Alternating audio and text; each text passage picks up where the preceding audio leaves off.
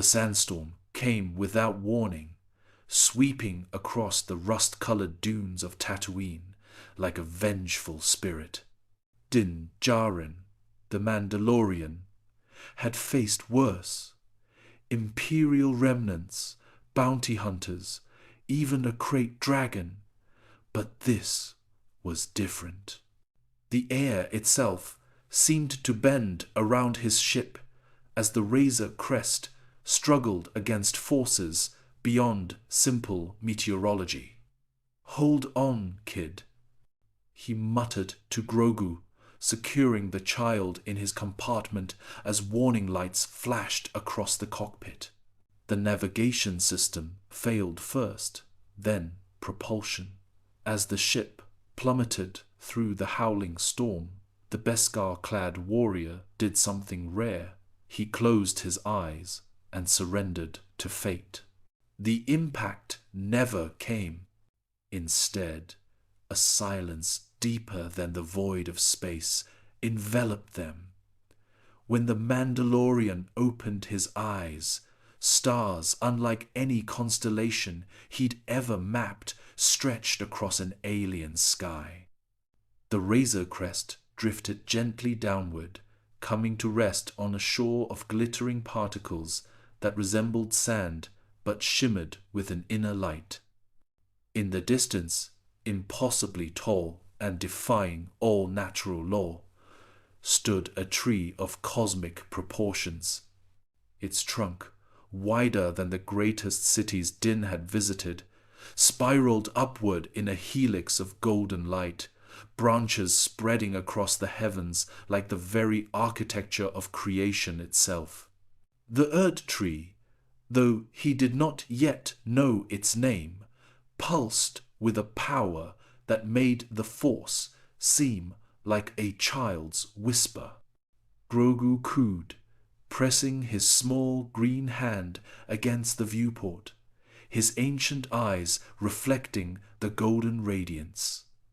The child seemed to understand something the warrior did not. "This isn't Navarro," Din stated flatly, checking his weapons from habit. His scanner revealed nothing familiar. No Republic signals, no guild beacons, nothing to anchor them to the galaxy they knew. As the Mandalorian lowered the ramp and stepped onto the shimmering shore, his Beskar armor caught the golden light, momentarily transforming him into a figure of myth. The air tasted different, charged with something ancient and knowing. Din's visor adjusted, revealing strange ruins half buried in the distance, and peculiar creatures moving at the periphery of his vision. "Stay close," he told Grogu, who hovered in his floating cradle beside him. "I don't think we're in our stars anymore." The child made a sound that might have been agreement or warning. Din checked his flamethrower, his whistling birds, his blaster, comforts of a world that suddenly seemed very far away. The Mandalorian way had prepared him for many things, but not this realm where reality itself seemed malleable. They had not walked far when Din noticed they were being watched. Figures in golden armor stood sentinel on distant ridges, their forms reminiscent of the knights from ancient Mandalorian tales. Others, hunched and desperate-looking, scurried between shadowed ruins. "This is the way," Din whispered to himself, a mantra, a reminder of identity in a place where nothing made sense. The ground trembled. From beyond a hill emerged a warrior astride a creature like nothing in the Outer Rim, part horse, part nightmare. The rider wore armor of deepest crimson, a helmet crowned with flowing red hair, and carried a spear that seemed to drink in the very light of the Erdtree. Tarnished. The rider called out, voice echoing strangely. You bear strange arms and stranger company. What grace guides you to the lands between? Din Djarin's hand hovered over his blaster, the Beskar of his armor suddenly feeling inadequate against the weight of this new world's gaze. Behind him, the Razor Crest sat silent, perhaps forever grounded. Ahead, the Erdtree beckoned with promises or threats unknown. And somewhere in this realm of gods and monsters, the Mandalorian sensed lay the path home, if home still existed at all. The glimmering particles beneath the Razor Crest shifted like quicksilver as Din stepped onto this strange shore, Grogu cradled in one arm. Before them stretched a vast landscape, unlike any they had encountered in their travels across the galaxy. Colossal trees with trunks of stone rose in the distance, their branches reaching toward a sky where stars burned with colors Din had never seen before. And dominating it all was the Erdtree, a monumental creation of golden light that seemed to connect earth and heaven. This isn't any system I know, Din muttered, scanning the horizon through his helmet's visor. His sensors detected unusual energy patterns permeating everything, the air, the soil, even the distant mountains that framed the golden tree. Grogu cooed, his wide eyes fixed on the Erdtree with unmistakable recognition. The child stretched out a small hand toward it, his three-fingered grasp opening and closing, as if trying to touch the distant glow. You know this place? Din asked, glancing down at his ward. Grogu's response was a soft trill that conveyed neither confirmation nor denial, but something more complex, a mixture of wonder and wariness that Din had learned to interpret during their time together. The Mandalorian conducted a methodical assessment of their situation. The Razor Crest had sustained damage, but remained structurally sound. Communications were dead, no response on any frequency.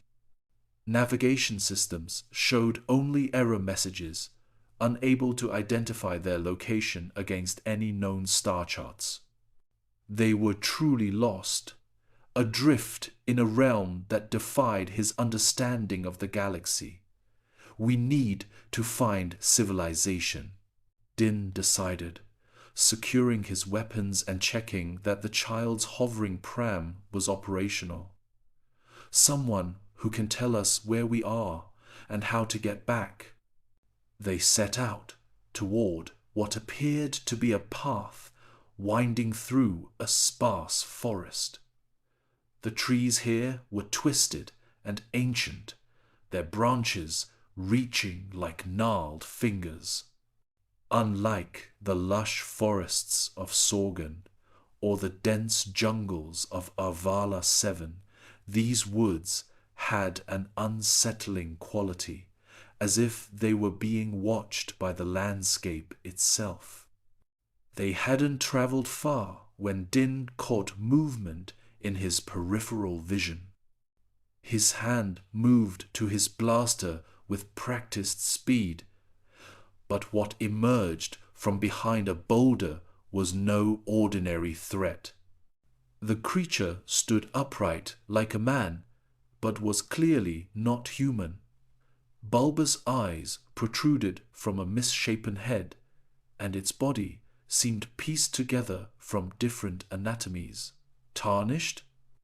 The creature croaked, tilting its head as it examined them. No, not tarnished, not of this realm at all. It shuffled closer, seemingly unafraid of Din's drawn weapon. Yet you bear the light of grace, small one, it said, gesturing toward Grogu with a gnarled finger. Curious, most curious. Din kept his blaster steady. What are you? Where is this place? The creature cackled, a sound somewhere between amusement and pity. I am Kale, humble merchant in these dangerous lands. And you, stranger in strange armor, have found yourself in the lands between, a realm between realms, governed by the will of the greater will and the power of the Elden Ring. Elden Ring, Din repeated, the term unfamiliar, yet somehow resonant. The cosmic order itself, Kale explained, gesturing expansively toward the Erdtree. Or it was, until the shattering. Now demigods war over its fragments, and the lands lie broken beneath their feet. Din processed this information with the practiced detachment of a bounty hunter. Cosmic orders, demigods, these were concepts beyond his concern. What mattered was finding a way back to their own galaxy, their own wars and troubles.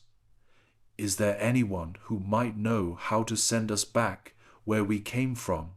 He asked directly. Kale's laughter intensified. Back? Few ever leave the lands between, stranger. Death itself is confused here. The merchant's bulging eyes fixed on Grogu. But if answers you seek, perhaps the round table hold. Those who still serve the two fingers gather there. Or Raya Lucaria Academy, if the sorcerers would deign to speak with you. Before Din could question further, the air split with a terrible scream. A massive shape blotted out the strange stars as it descended, a creature with leathery wings and a maw full of teeth like daggers. Its scales gleamed with an unnatural iridescence as it dove toward them. Dragon! Kale shrieked, scrambling for cover. Ughail has found fresh prey! Din reacted instinctively, pushing Grogu's pram behind him and drawing his blaster. The weapon felt inadequate against such a beast, but he'd faced worse odds.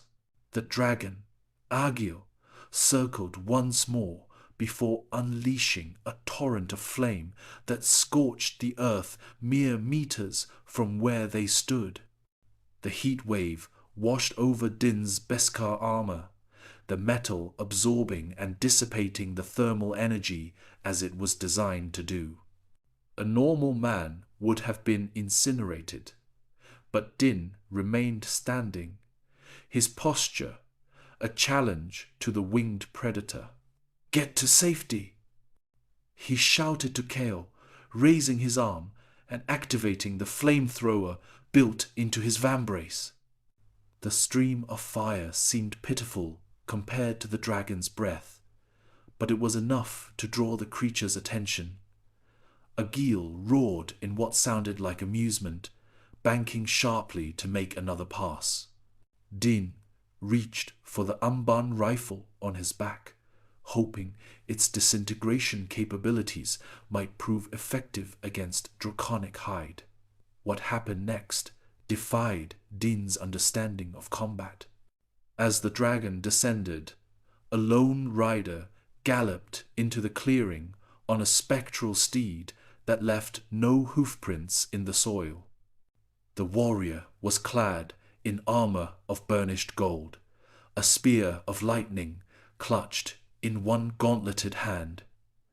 Stand aside, stranger, the Golden Knight commanded, voice ringing with authority.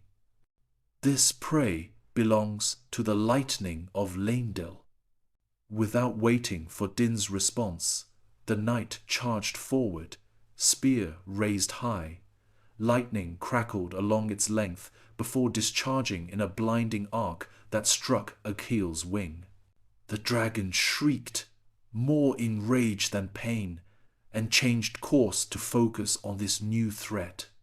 Din used the distraction to retreat to Grogu's position, finding the child watching the battle with intense fascination.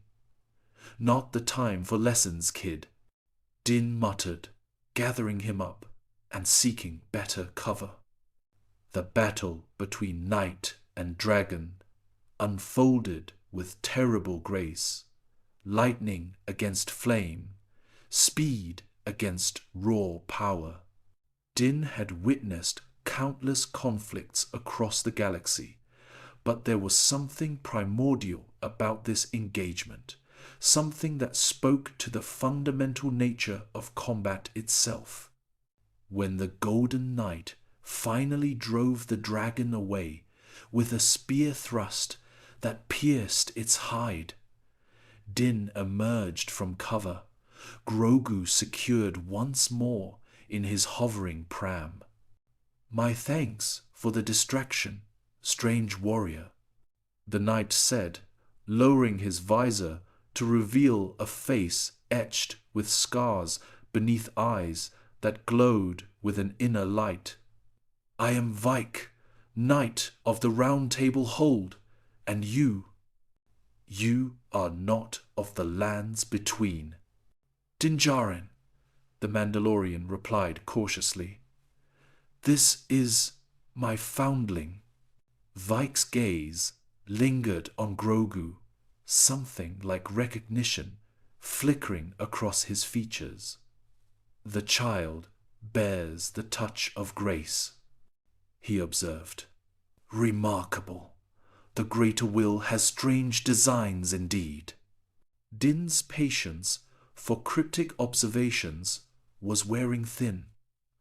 The merchant mentioned this Round Table Hold, said someone there might have answers about how we can return to our realm. Vike nodded, dismissing his spectral steed with a gesture. "The Hold gathers, tarnished guided by grace, those who might one day mend the Elden Ring. If answers exist, they may be found there." He paused, studying Din's Beskar armor. "Though I must warn you, the path is perilous, and the Hold itself not without its factions and dangers." "Danger is part of the job description," Din replied evenly. A smile ghosted across Vike's scarred lips. "Indeed. Come then, Mandalorian. I shall guide you to the threshold, though whether you may enter." He glanced again at Grogu. "That will depend on whether grace truly favors your child." Their journey with Vike revealed more of this strange realm's nature. The knight explained concepts foreign to Din's understanding. The Golden Order, the Erdtree's blessing, the nature of death in a land where resurrection was possible through the grace of something called the Greater Will. "So the people here don't stay dead?" Din asked as they traversed a landscape of ruined cathedrals and abandoned villages. "Those touched by grace return," Vike confirmed. "Though each death takes a toll on one's mind, many have gone mad from dying too often, losing themselves to become hollow, mindless husks attacking anything that moves." Din considered this. In his galaxy, death was final, save for the Jedi legends of becoming one with their force. The concept of continual resurrection seemed more curse than blessing, and these fragments of the Elden Ring The great runes, they're what everyone's fighting over. Vike nodded grimly. The demigods, children of Queen Marika, each claimed a shard when the ring shattered. Now they war endlessly, their conflicts tearing apart what remains of order. He cast a sideways glance at Din. You bear yourself as a warrior who understands conflict, Mandalorian. Are there not similar struggles in your realm? War is universal, Din acknowledged. But where I come from, the stakes are usually more tangible. Territory, resources, power. And is that not what the demigods fight for? Vike challenged. The great runes offer power beyond mortal reckoning, godhood itself. Din's response was measured. Where I come from, those who seek godhood usually leave a trail of innocent dead behind them. No different here, Vike conceded, his voice heavy with experience. They made camp as the strange constellations wheeled overhead. Grogu explored their surroundings with cautious curiosity, while Din performed maintenance on his weapons. The blaster had functioned normally during a brief encounter with shambling undead, but his flamethrower seemed to burn hotter and longer than its fuel supply should allow. Your weapons are curious, Vike observed, watching Din work. Not unlike our armaments of glintstone, yet different in fundamental ways. Technology, Din explained simply, not magic or grace. The distinction may be less clear than you believe, Vike replied. The scholars of Raya Lucaria might argue that all is manifestation of will upon reality, whether through incantation, glintstone, or your technology. Before Din could respond, Grogu waddled back to their camp, clutching something in his small hands. It was a seed of some kind, golden and pulsing with gentle light. A golden seed, Vike breathed, surprise evident in his voice. The child has a gift for finding what is hidden. Such seeds enhance the potency of healing flasks, precious beyond measure to Tarnished on their journey. Din watched as Grogu examined the seed with obvious fascination. The child's connection to the Force had manifested in many ways during their travels, but Din wondered if something about this realm resonated differently with Grogu's abilities. He has powers, Din admitted cautiously. Where we come from, they're rare, misunderstood. As are those blessed by grace here, Vike said. Power invites both reverence and fear, Mandalorian. Surely this is true in all worlds. The night passed without further incident, though Din slept lightly, one hand always near his blaster.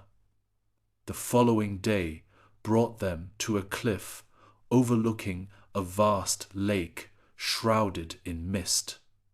At its center rose a massive structure of stone and glass, spires reaching toward the Erdtree like supplicant hands. Raya Lucaria Academy, Vike announced. Seat of glintstone sorcery and home to Queen Renala, an alternative path should the round table hold prove unwelcoming. Din studied the academy through his helmet's enhanced optics. You mentioned sorcerers. Would they know about travel between worlds? If any might understand your predicament, it would be they, Vike acknowledged. Though gaining entrance requires either a glintstone key or... He glanced meaningfully at Din's weapons, more direct methods. Their path took them around the lake rather than across it, Vike explaining that the waters themselves harbored dangers best avoided. As they travelled, the night shared more of the realm's history, the arrival of Queen Marika, the wars against ancient dragons, the establishment of the Golden Order, and finally its shattering. Din listened with the attention of a hunter gathering intelligence about unfamiliar territory, but found himself genuinely intrigued by the parallels to conflicts he had witnessed. Empires rose and fell, whether headed by emperors or gods, and ordinary people suffered in their wake. Your Marika reminds me of someone, Din observed as they paused to rest. An emperor who nearly conquered our galaxy.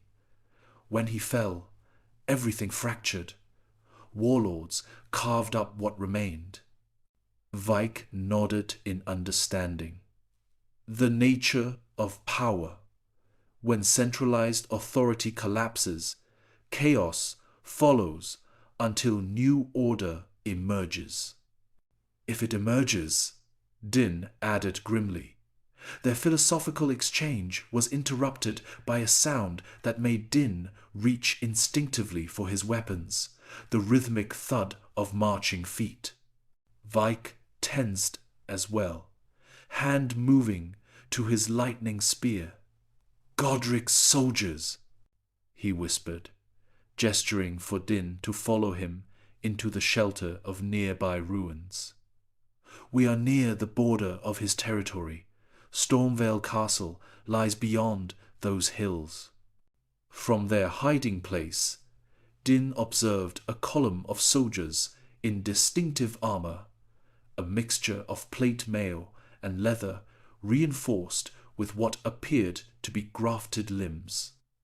Some of the warriors bore extra arms fused to their bodies, a sight that disturbed even Din's battle-hardened sensibilities. What happened to them? He asked quietly. Godric the Grafted, Vike replied, disgust evident in his voice. Weakest of the demigods, he seeks strength by grafting limbs and bodies to himself and his chosen warriors. A perversion of the Golden Order's principles. Din watched as the soldiers passed, noting their formation and weaponry with professional assessment. How many of these demigods are there? 6 major shard bearers remain, Vike explained. Godric, Radan, Renala, Ricard, Morgott, and Moog. Each commands armies, territories, and powers beyond mortal ken. Din absorbed this information with growing concern. Their chances of finding help seemed to diminish with each new complication. If these godlike beings were locked in eternal war, what chance did he and Grogu have of navigating their conflicts to find a way home? Once the soldiers had passed, they continued their journey, now moving with greater caution. Vike led them through hidden paths and forgotten tunnels, avoiding the main roads where Godric's patrols might spot them. You seem practiced at avoiding notice, Din observed after they emerged from a particularly narrow passage. I have fallen out of favor with certain factions, Vike admitted. The fingers' designs are not always to my liking. These fingers you mentioned, they're leaders. Vike's laugh was hollow. Interpreters of the greater will's desires, ancient entities that guide the Tarnished toward their purpose, or so they claim. I have come to question their wisdom and their motives. Din recognized the tone of a man who had lost faith in his leadership. He had heard similar sentiments among former imperial officers and rebel fighters alike. Questioning authority is dangerous, he noted neutrally. All worthwhile paths are dangerous, Vike replied. Is it not so in your realm as well? Din thought of his journey with Grogu, how it had led him to question the very creed that had defined his existence. Yes, he admitted, it is. As twilight approached, they crested a hill to find a sight that stopped even the seasoned Mandalorian in his tracks. Before them stretched a vast battlefield littered with corpses, both human and otherwise. The fighting appeared recent.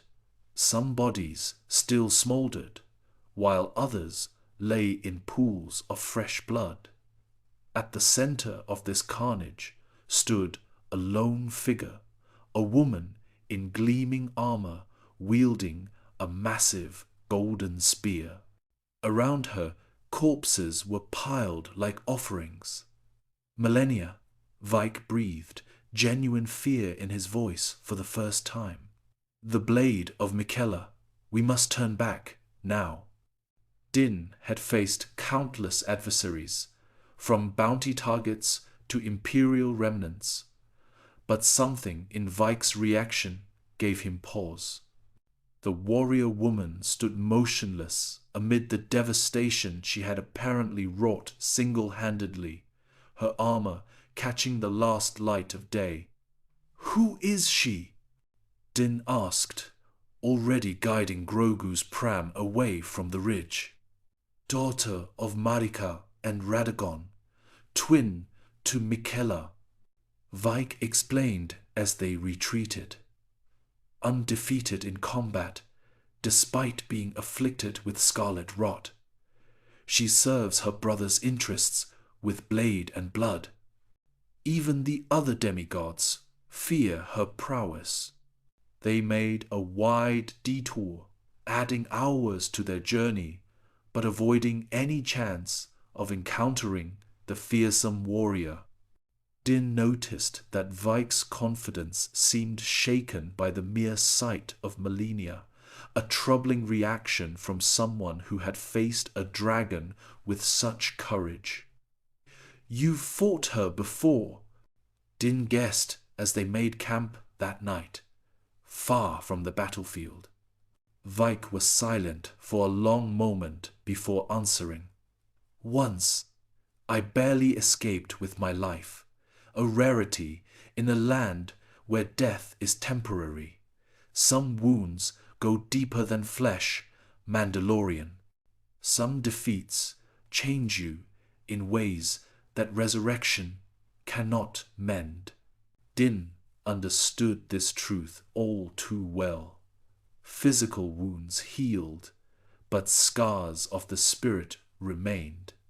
His own journey with Grogu had left him changed in ways he was still discovering. As they continued their journey the following day, Din sensed they were being watched. His helmet's sensors detected movement in the dense forest flanking their path, but whatever followed remained just beyond visual confirmation.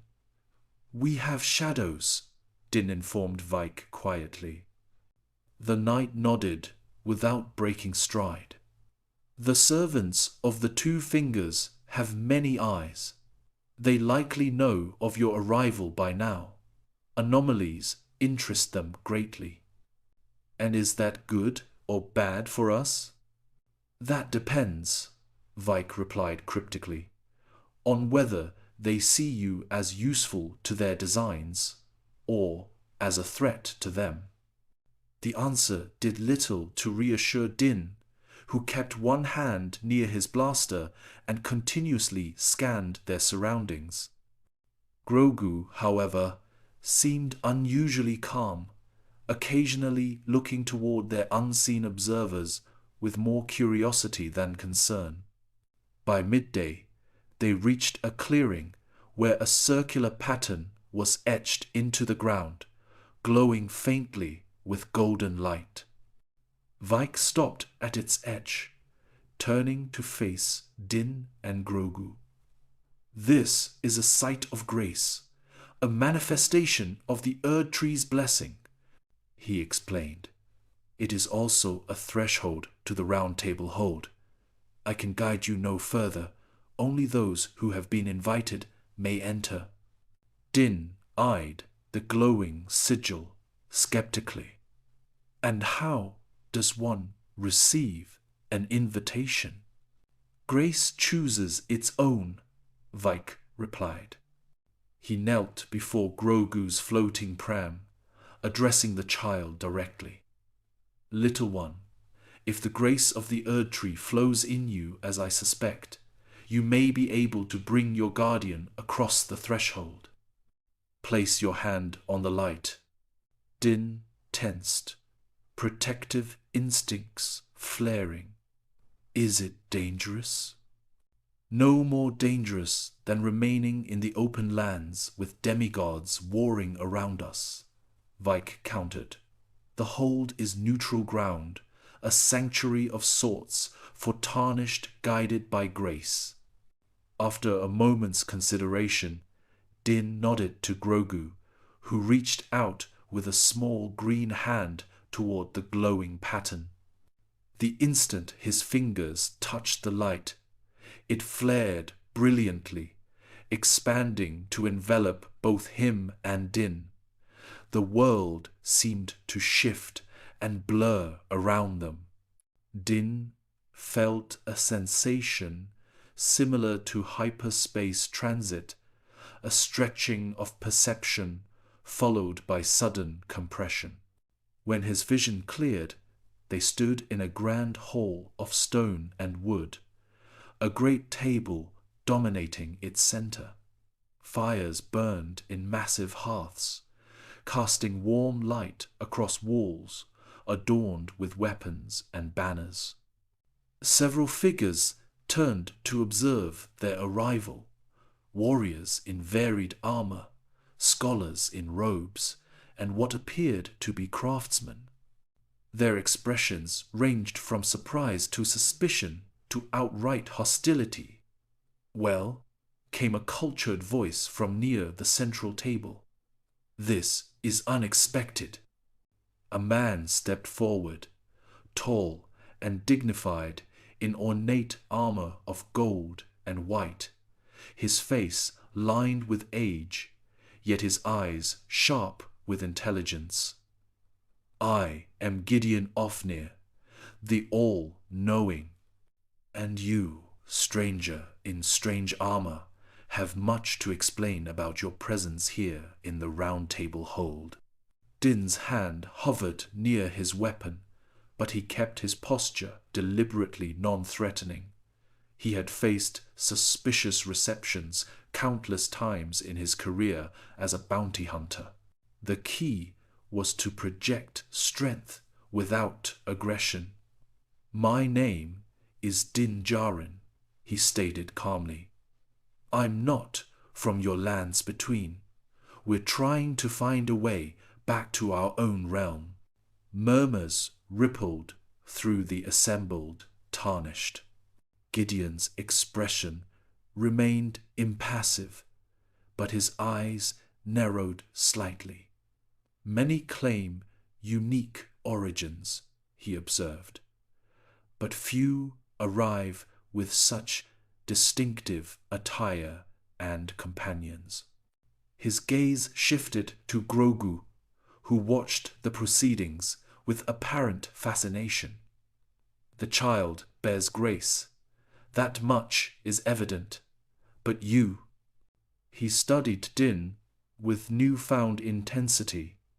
You carry no mark of the greater will, yet you stand among us, most curious. A woman stepped forward, tall and elegant in dark robes that seemed to absorb light rather than reflect it. The child is the key, she said, her voice melodious yet commanding. Grace recognizes its own, even across the boundaries of realms. Rani speaks wisdom, as always, Gideon acknowledged with a slight bow toward the woman, though her interpretation of grace often differs from the two fingers. Din sensed complex politics at work, rivalries and alliances he couldn't begin to untangle. But one thing was clear. Grogu was the reason they had been granted access to this place, and that made him potentially valuable to these people. The thought settled like cold iron in Din's stomach. He had fought too hard, sacrificed too much to protect the child from those who would use him. He would not allow it to happen here, in this strange realm with its gods and demigods. We're not interested in your conflicts, Din stated firmly. We just want information that might help us return to our own galaxy. Galaxy? Gideon repeated, genuine curiosity flickering across his features. Your terminology is as foreign as your armor, Mandalorian, yet I sense truth in your words. He gestured toward the table. Join us. The Hold offers hospitality to all touched by grace, and by extension, to you. Dean hesitated, weighing his options. Refusing might close their best opportunity for information, while accepting could draw them deeper into the politics of this realm. After a moment's consideration, he nodded. We accept your hospitality, he said cautiously. For now.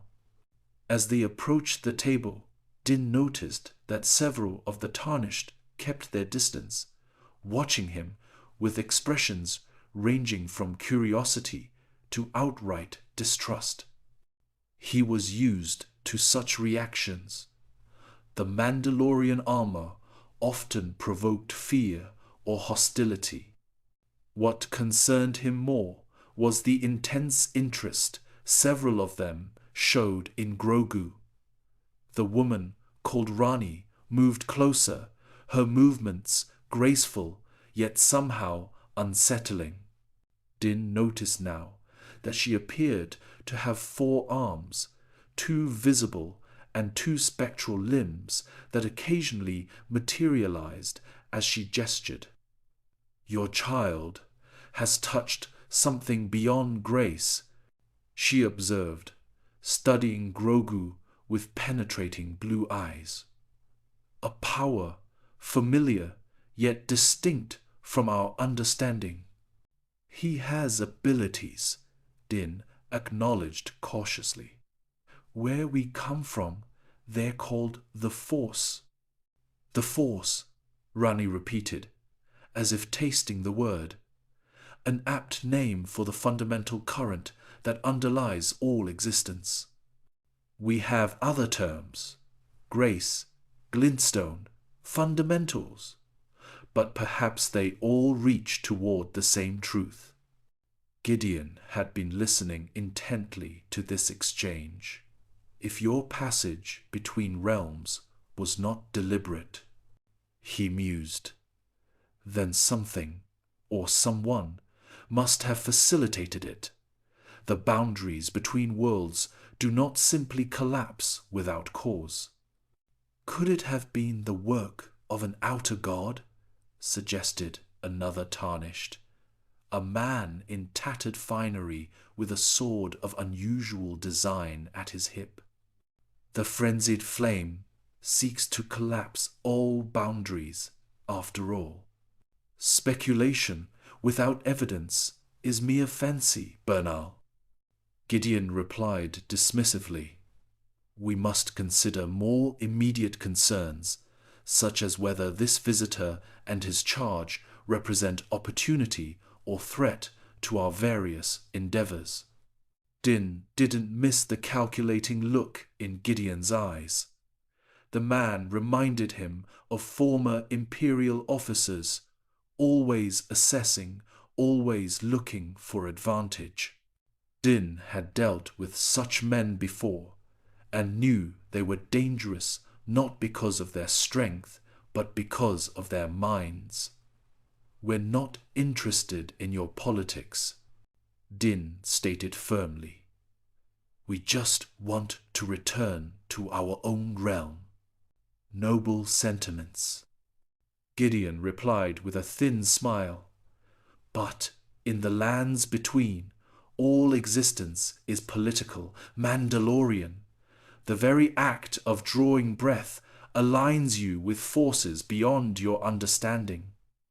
Before Din could respond, a new voice joined the conversation, melodious yet authoritative. Perhaps I might offer perspective on our visitor's predicament.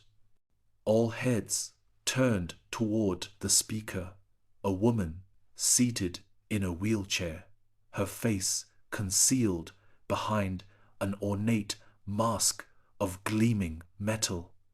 Despite her seated position, she commanded attention through presence alone.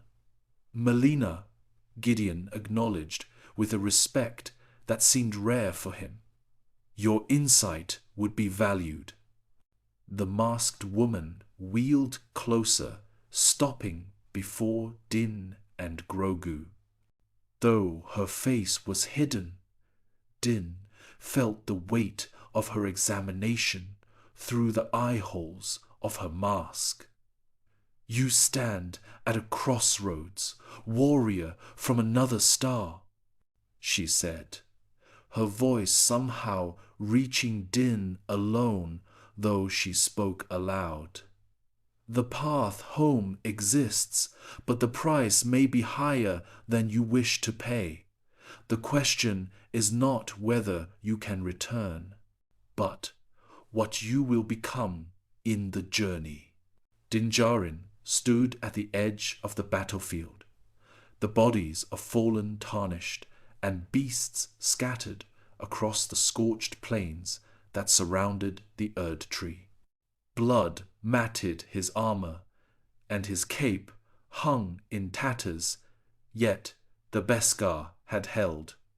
Grogu was safely hidden in the hollow of a distant stone monument, the safest place Din could find before the confrontation began.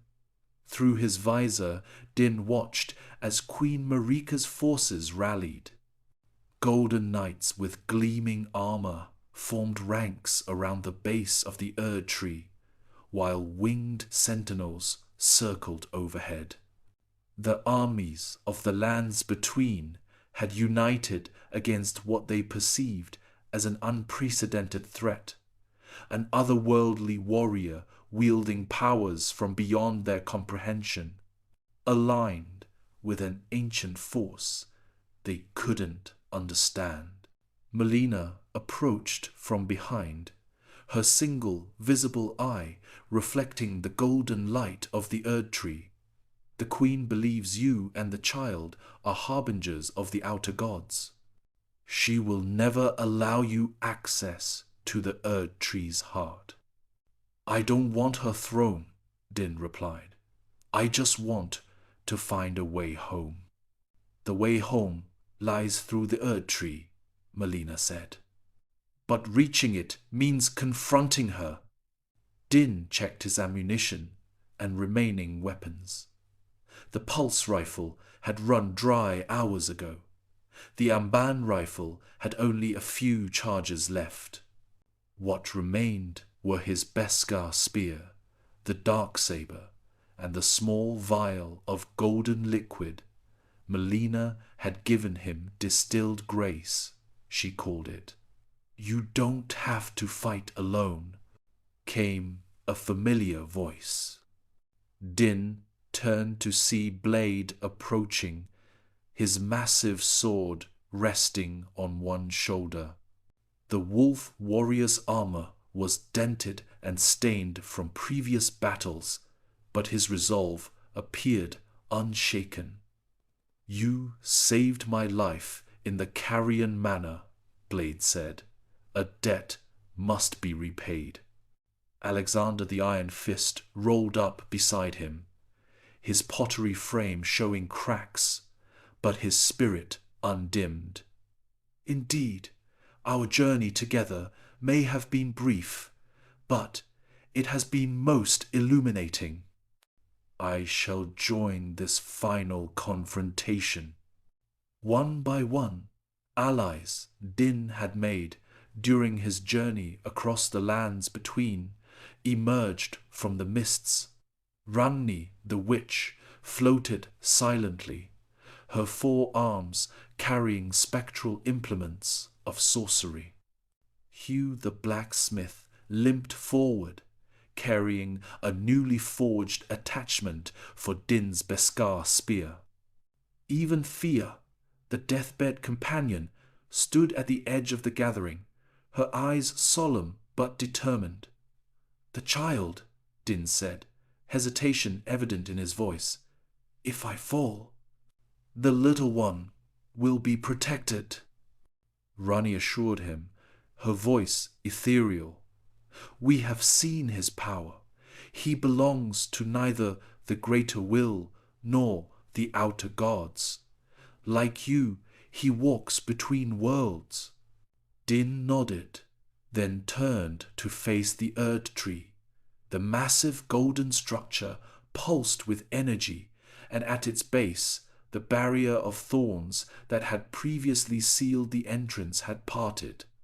"A challenge or a trap?" "The Queen awaits," Melina said.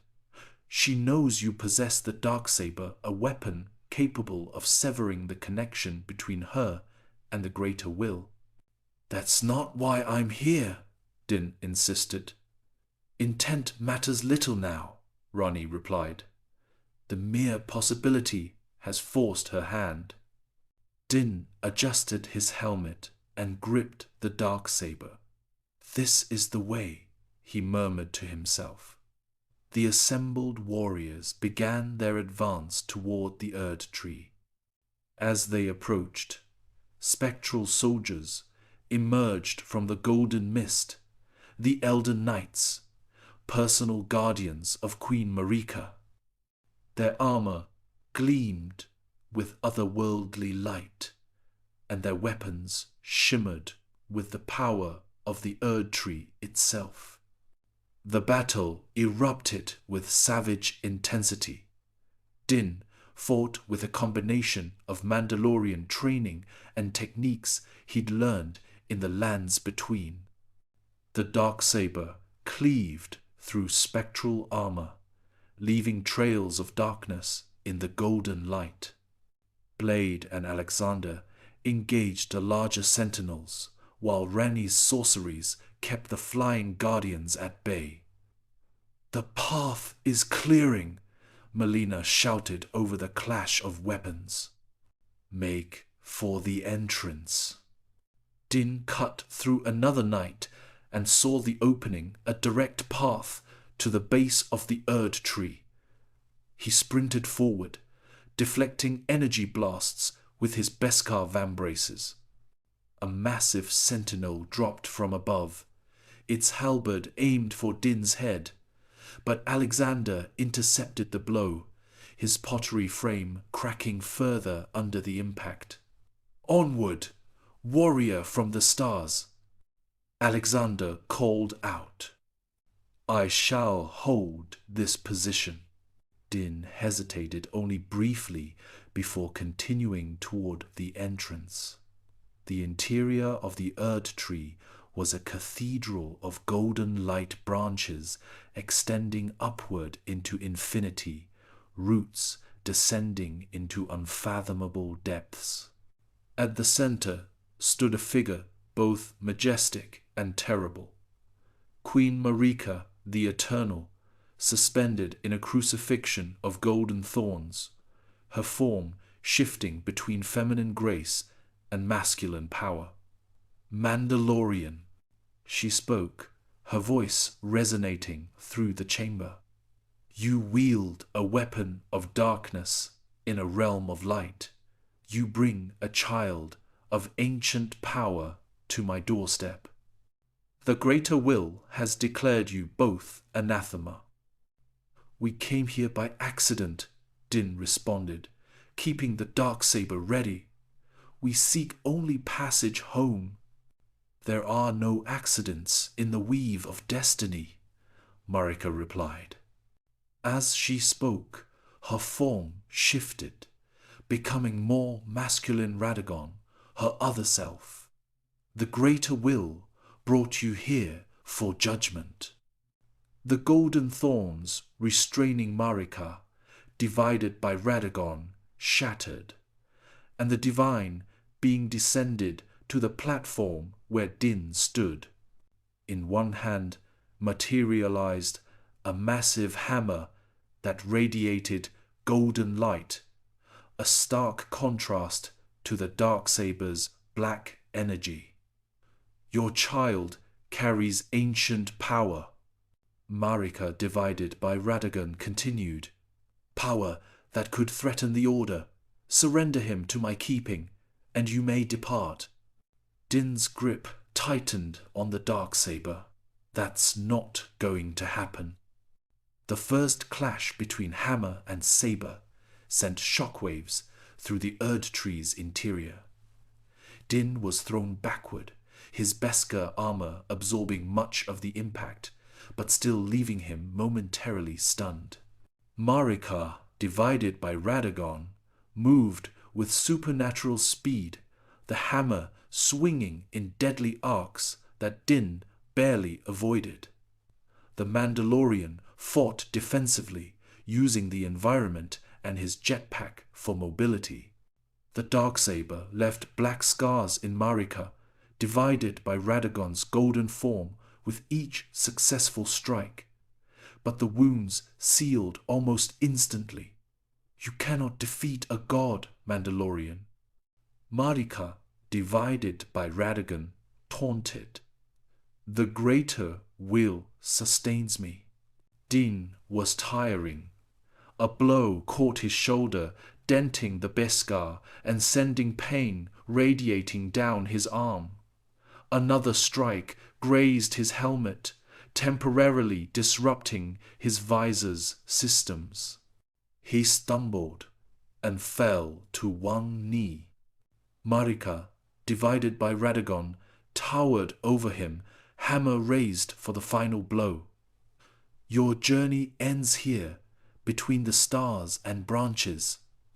A high-pitched sound echoed through the chamber, and a wave of force energy slammed into Marika, divided by Radagon, pushing the god being back. Din turned to see Grogu standing at the entrance to the chamber, one tiny hand extended, his face contorted with effort. "Kid, no!" Din shouted. "Get back!" Marika, divided by Radagon, recovered quickly. The child reveals himself. The greater will shall have both of you. The god being lunged toward Grogu, but Din intercepted, the Darksaber meeting the golden hammer in a collision of opposing energies. The impact drove Din to his knees again, the Beskar on his forearms beginning to glow from the strain. "Run!" Din called to Grogu, but the child remained, his eyes fixed on Marika, divided by Radagon with ancient understanding. As Din struggled against the overwhelming power of the god, memories flashed through his mind, the armorer telling him to reunite Grogu with his kind, their journeys across the stars, the bond that had formed between them. This wasn't their world, wasn't their fight, and yet here they stood at the heart of another universe's conflict. With a surge of determination, Din pushed back, forcing Marika, divided by Radagon, to retreat a step. He reached for his belt and removed the vial of distilled grace Melina had given him. "This is the way," he murmured, breaking the vial against his chest plate. The golden liquid seeped into his armor, and Din felt a surge of energy unlike anything he'd experienced before. The Darksaber's black blade suddenly shimmered with golden light at its edges, darkness and light in perfect balance. His movements became faster, more precise, as if the very laws of the lands between had temporarily accepted him as their own. Marika, divided by Radagon, attacked again, but this time Din met each blow with equal force. The transformed Darksaber cut deeper, leaving wounds that didn't immediately heal. Din pressed his advantage, driving the god being back toward the center of the chamber. "Impossible!" Marika, divided by Radagon, hissed. "No outworlder can wield such power." "I don't want power," Din replied, landing another strike. "I want passage for me and the child."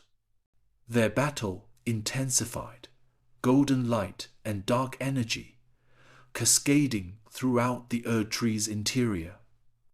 Outside, Din's allies continued to hold back the Queen's forces, but they were being slowly overwhelmed. As the fight reached its peak, Grogu waddled forward, positioning himself between the combatants. Both Din and Marika, divided by Radagon, hesitated.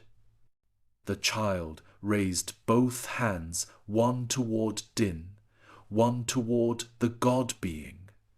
His eyes closed in concentration. A sphere of energy expanded from Grogu's tiny form, encompassing all three of them. Within this sphere, reality itself seemed to shift and bend. Din saw visions of distant stars, of the path that had brought them here, and of a potential way home. But he also saw the history of the lands between the Greater Will's arrival, Marika's ascension, the shattering, and the endless cycles of death and rebirth that had followed. Marika, divided by Radagon, saw it too. The god being's expression shifted from rage to something more complex, perhaps understanding, perhaps acceptance. The child sees beyond the veil. Marika, divided by Radagon, said, lowering the hammer slightly. He perceives the threads that bind all realms. Din kept the Darksaber ready, but didn't attack. He just wants us to go home. And if I permit this, Marika, divided by Radagon, asked, what assurance do I have that you won't return with armies from your stars? You have my word, Din replied, as a Mandalorian. Marika, divided by Radagon, considered this, the form shifting more rapidly between masculine and feminine aspects. Finally, it stabilized as Marika alone. There is a way, she said finally, a path between worlds that opens rarely. The child has found it through his connection to what you call the Force. It aligns with what we know as grace. How do we reach it? Din asked, still wary. Through sacrifice, Marika answered. The gateway requires power to open power I can provide, but not without cost. Outside the Erdtree, the battle had reached a turning point. Melina fought her way to the entrance, blood streaming from numerous wounds. "Din!" she called out. "The outer defenses are falling. More forces approach from the capital." Din looked at Grogu, who had lowered his hands, but still stood between him and Marika. The child nodded, as if understanding what must happen next. "What sacrifice?" Din asked Marika. "The weapon you carry," she replied, gesturing to the darksaber. "It exists outside the greater will's design.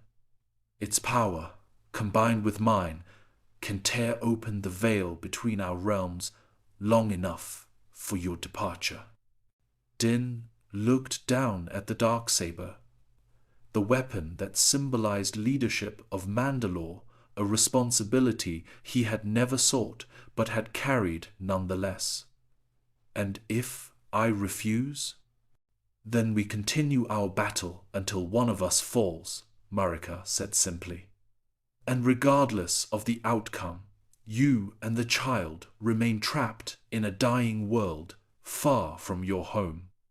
Din made his decision. He deactivated the darksaber and held it out, handle first. "This doesn't belong to me anyway," he said. Marika took the weapon, examining it with curiosity. "Curious. It resonates with your world's history, much as my hammer does with mine." She raised the darksaber and her hammer together. Golden light from the hammer flowed into the darksaber's hilt, causing the black blade to expand and distort when activated.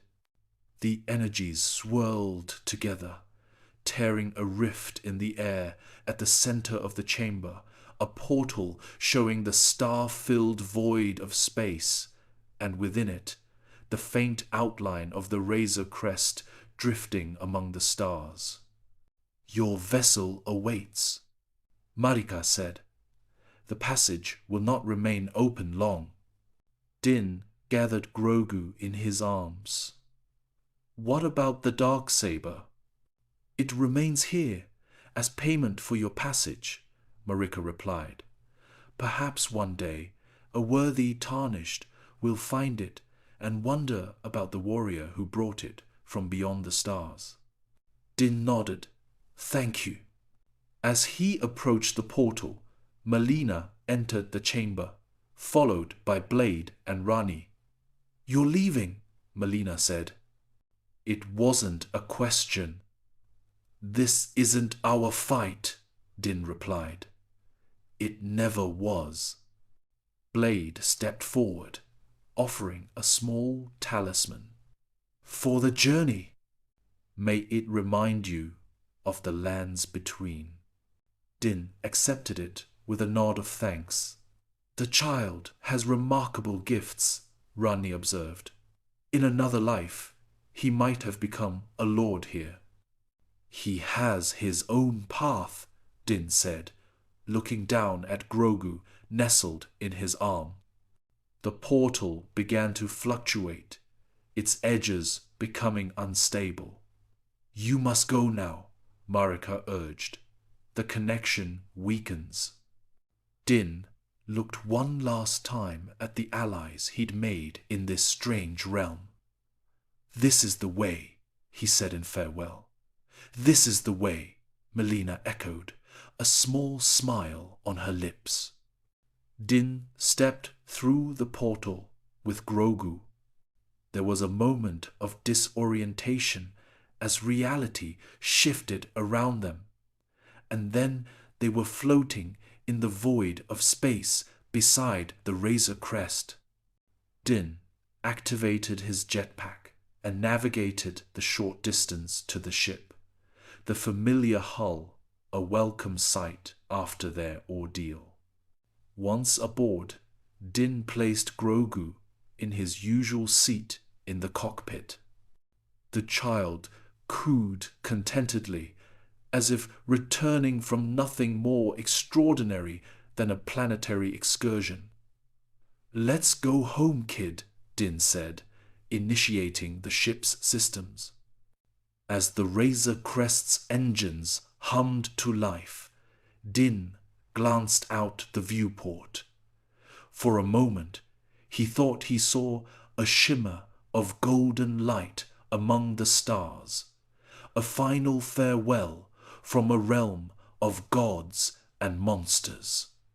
Then it was gone, and only the familiar void of their own universe remained.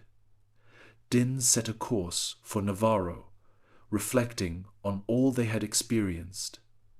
The Darksaber was gone, left behind in another world. Some might consider this a failure of his responsibility to Mandalore. Yet, as he looked at Grogu, contentedly playing with the talisman Blade had given them, Din knew he had made the right choice. The Razor Crest accelerated into hyperspace, leaving behind the strange convergence that had briefly connected their galaxy with the lands between. In the centuries that followed, the story of the Star Warrior and his child became legend in the lands between. Minstrels sang of the Mandalorian who fought Queen Marika to a standstill, wielding a blade of darkness against her hammer of light.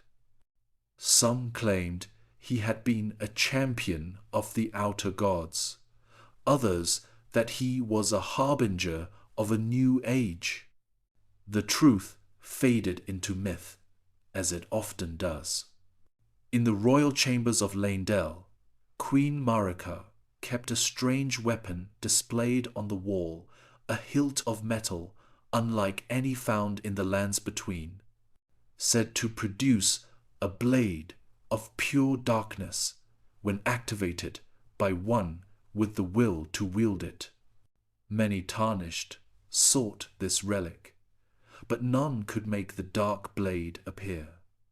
And sometimes, on nights when the stars aligned in particular patterns, those who wandered near the spots where the Mandalorian had first arrived would report strange sightings, ghostly images of a helmeted warrior and a small green child, watching silently before fading back into the cosmos from which they had come.